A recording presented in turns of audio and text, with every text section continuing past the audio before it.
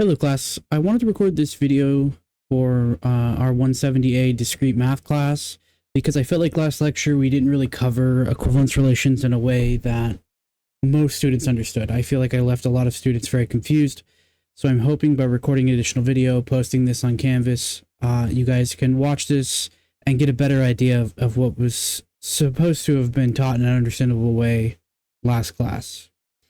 To get us started, we need a little bit of review. And so I'm going to briefly talk about what a relation is. You're welcome to skip this part if you feel comfortable with exactly what a relation is. But remember that when we talk about a relation R, we're really talking about a set of ordered pairs. And we briefly mentioned that R is a subset of A cross A, or I should say A cross B, where A cross B is a set of all possible ordered pairs AB, such that A is in A and B is in B. That's really all A cross B is. And we're considering subsets of all the possibilities to construct our relation R. So let's write out the notation we use. So we say R is the set of A and B such that A is related to B. So we have two R's here. One of them is representing the set of ordered pairs, and one of them is a shorthand for the relation itself. So as an example, let R be less than or equal to on the reals. And so now R is the set of all A and B such that A is less than B and they're both in the reals. I should say less than or equal to be absolutely clear. And so really quickly, when we write ARB, we'll kind of do a notation note here. ARB, this is saying A is related to B. I'll note also that this notation is a proposition. As in a proposition from the logic section, this is true or false. Okay, so R is a set, and it can also indicate a proposition, a true or false statement. So one of the other ways that we talk about this is if A is related to B, that means that the ordered pair AB is really in the set R, or again, set R represents the relation. Okay. And so, yeah, if we say, you can kind of think of this as a true or false statement, and then the membership in the set is either true or false. So A and B is in the set, or A and B is not in the set. It's a binary option again. So we use relations both for representing the set of possibilities and for representing a true or false statement. Okay, that's essentially where we need to get started with relations. The properties that we really care about when we talk about these relations, this is extremely generic so far, and we really want to consider a larger class, or excuse me, a smaller class of relations that fulfill certain properties. And so there's 5 properties of relations that we're going to focus on. And I'm going to list them pretty quickly here. We have reflexivity. Reflexivity is the statement that A is related to A for every A in set A. I should start us off, in fact, by saying define relation R on set A. So far we're speaking in very general terms. We haven't actually given you what R is yet. So again, we've talked about less than or equal to, greater than, equality itself, and then all the other examples of, like, 2 students share the same row in the classroom. two students have the same last name. Those are all kinds of relations. Okay. And the other way to write reflexivity is that AA is really in R, where R is the relation. Okay. We have 2 is irreflexive. Irreflexive, or I should say irreflexivity to match the first. And that is that A is not, so what we do is we cross the R to say that A is not related to A for every A in the domain. I really don't like this notation, so most often you'll see me write something like this. It's not in the set R, where again, R represents the relation. I think this is just a little more clear notationally. I will point out as well that a set cannot be both reflexive and irreflexive, and a set can be neither. And I'll do some examples with a neither in a moment. 3 is symmetry.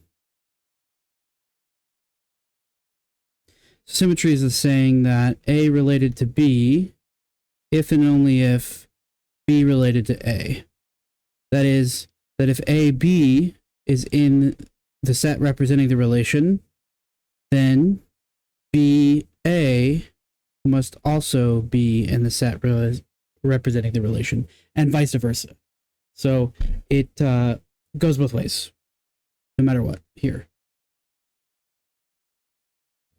And then I will further note that reflexive elements are symmetric, just to be clear. So for example, 1, 1, if we flip that around, it would be 1, 1. And we don't, when we're writing sets, we don't duplicate elements. So you're only going to see 1, 1 once in the set, once in the set, and that is still symmetric despite there only being one element here. Okay, so this is reflexive and symmetric. Okay, antisymmetry, that's the 4th one. Antisymmetry, and that's the statement that if A is related to B and B is related to A, so if we do have a symmetry, it must be the case that A and B are the same thing, that they're equal. Okay, so kind of this is saying that the only symmetry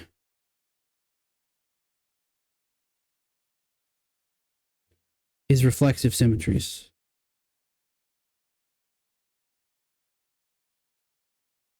Okay, so in fact, that set I wrote earlier, this is antisymmetric as well.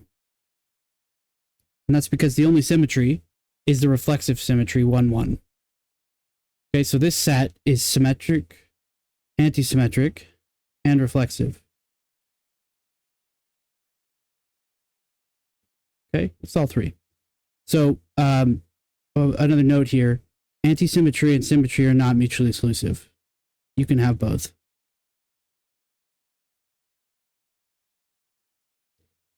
This is opposed to reflexivity and irreflexivity, which are mutually exclusive.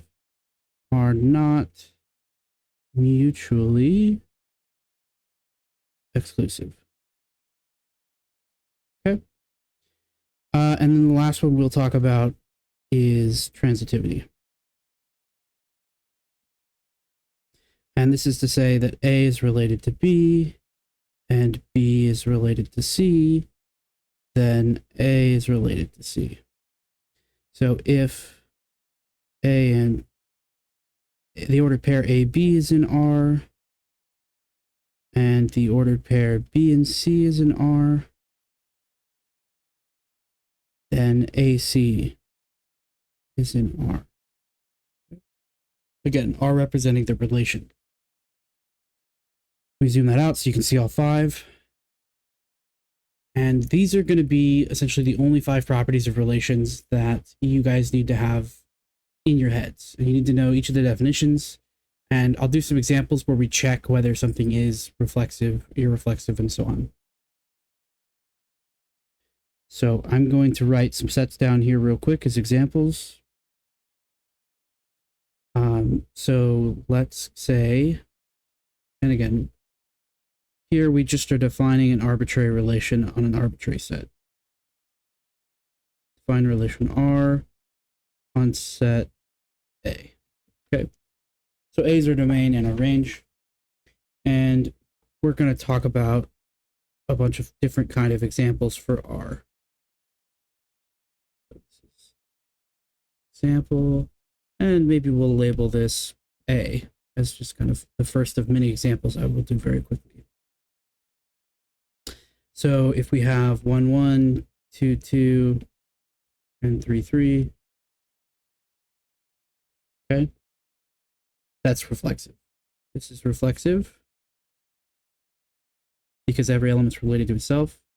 In fact, symmetry is satisfied here because 1, 1 is in the set, and that means that 1, 1 is in the set. Like if I flip around the 1, 1, I still get the set. And technically this is also anti-symmetric. Okay. And then lastly, this would also be transitive. It's a pretty trivial transitive property. 1 is related to 1, so 1 is related to 1. It's not a very good example of transitive. This really should focus on reflexive. I'll do some more examples of the other properties to make them more clear. So if we wanted to do specifically an irreflexive example, that would be something like 1, 2, and maybe 2, 3. And let's make this a little more complex. We'll call this 1, 3 as well. And so now this is irreflexive. And it's also transitive. There's no symmetry here, so it's not anti nor symmetric. Okay, just reflexive, irreflexive, and transitive. And it's transitive because 1 is related to 2, 2 is related to 3, and 1 is related to 3. If we had 3 related to something, then we'd have to insert another element. So, for example, if I did 3, 4, now 1 is related to 3, and 3 is related to 4, so I need 1, 4. And also, 3 is related. Oh, yeah. So let me see. 1, 2, 3, and 3, 4. So I'll also need 2, 4. There we go. Still transitive now. And we haven't added any symmetries. So it still has no symmetries. And we still don't have 1, 1, 2, 2, 3, 3, or 4, 4. So it is still irreflexive. Yeah. Okay. Symmetric. So let's do a symmetric example. So if I have 1, 2, then I also am going to want 2, 1. And if I have, I don't know, 2, 3, I'm also going to want 3, 2. Okay. And so now this is symmetric. And it's also irreflexive because there's no 1, 1 or 2, 2. This has no anti-symmetry either because there's no reflexive elements. Okay. D, just doing a bunch of examples here. So let's do something reflexive and symmetric. So if I have 1, 2, and 2, 1, and then 1, 1, and 2, 2. Okay, this is still symmetric, but now it's also reflexive.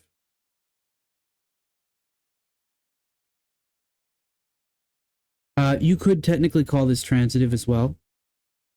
And that's because 1 is related to 2, 2 is related to 1, so 1 should be related to 1, and we do find all of those properties. Okay. I already did an example for transitivity above, didn't I? No, I did not. Okay, so we'll do one more, and that will be transitivity. So we'll have 1, 2, 2, 3, and 1, 3. Okay, this is now purely transitive.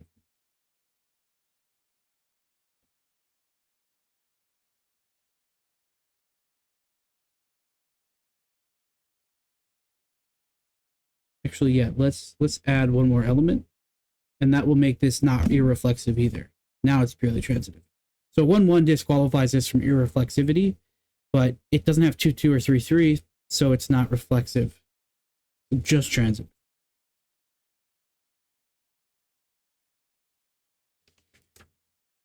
Okay, so all of this gets us in a good place to take a look at what we call equivalence relations. So equivalence relations are really defined by equivalence itself, the key word here. And so really quickly, let me give you guys the definition. The definition is any relation that is reflexive, symmetric, and transitive is said to be an equivalence relation.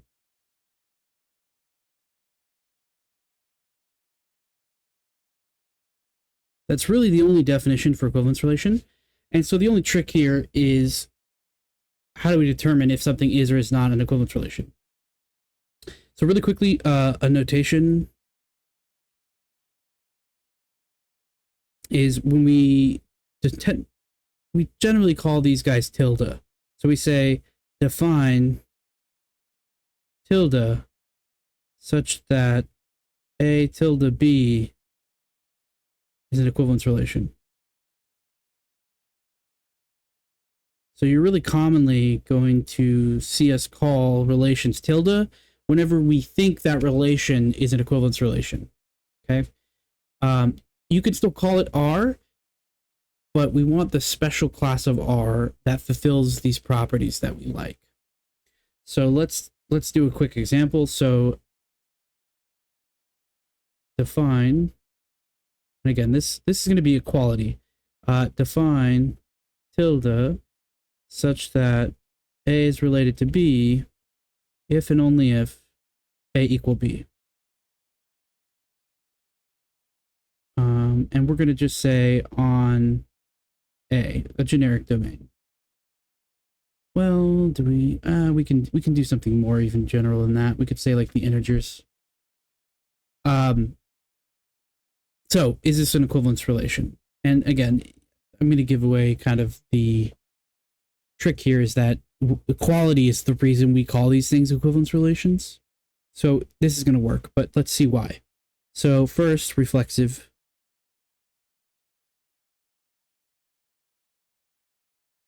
Okay, so for x and R, is x equal x true? Okay. And so the definition of equality really gives us all we need here. Every element is equal to itself by literal definition. And so this is definitely true. Okay. It's reflexive. Yes. Okay. 2, symmetric. Okay. So for x and y and R, if x equal y, does y equal x? And again, equality really gives us all we need. It's going to be true because that's how equality works. Okay, so this is definitely symmetric. And then transitive. For x, y, and z in the reals, if x equal y, and I'm just going to use logical notation here, and y equals z, does x equals z. Okay, and again, we know this is true by transitivity. We use this property all the time, and we don't really need anything special to prove this. We just need to know a little bit about equality. Okay, so if x is 2 and y is 2, then x is equal to y. We know that's true. Okay, and so equality is an equivalence relation. And it's the straightforward and most simple version of all of these equivalence relations. And I don't need an S here, equivalence relation. And we're going to kind of do a couple more examples really quickly. So let's do another example. And in this case, I'm just going to define some relation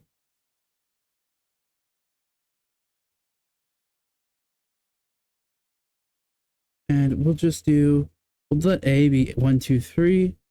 And so we'll define R as 1, 1, 1, 2, and then 2, 1, and 2, 2. Okay, something like this.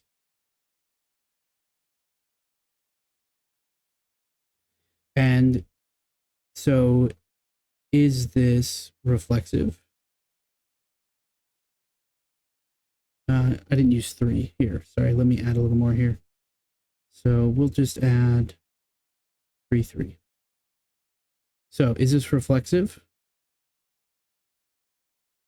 And the answer to that, yeah, 1, 1's here, 2, 2's here, 3, 3's here, definitely reflexive. Symmetric. Okay, so 1 is related to 2, and 2 is related to 1, and then 1 is related to 1. So that works. And then the other two kind of transitive potential here are the reflexive transitivities, where like 2 is related to 2, so 2 is related to 2. Those are really trivial, and they are true. So this is definitely symmetric. And then lastly, we have transitivity. I keep mixing up transitivity and symmetry. Sorry. So let me do that one more time. So for symmetric, 1 is related to 1. It can be mirrored. 1, 2 means 2, 1. And then 2, 2, and 3, 3 are their own mirrors. So this is symmetric. For transitivity, we have 1 is related to 2. 2 is related to 1. That means 1 must be related to 1, and that does work. And then here again, 2 is related to 2 means 2 is related to 2. That's trivial. 3 is related to 3 means 3 is related to 3. That's also trivial. So transitivity is fulfilled, okay? So this hypothetically here is R is an equivalence relation. Okay? We just checked those 3 properties. If all 3 are met, it's an equivalence relation. That's straight. It's really that straightforward. Okay? Now, I will do another video where we'll get into the nitty-gritty of congruent modulo n, and also some of how we can construct equivalence relations with that. We'll talk about the equivalence class, and we'll talk about partitions. Those are kind of the next 3 things we want to talk about. I'm going to break these into 2 videos so they don't feel super long. So if you are interested in those topics, see the next video.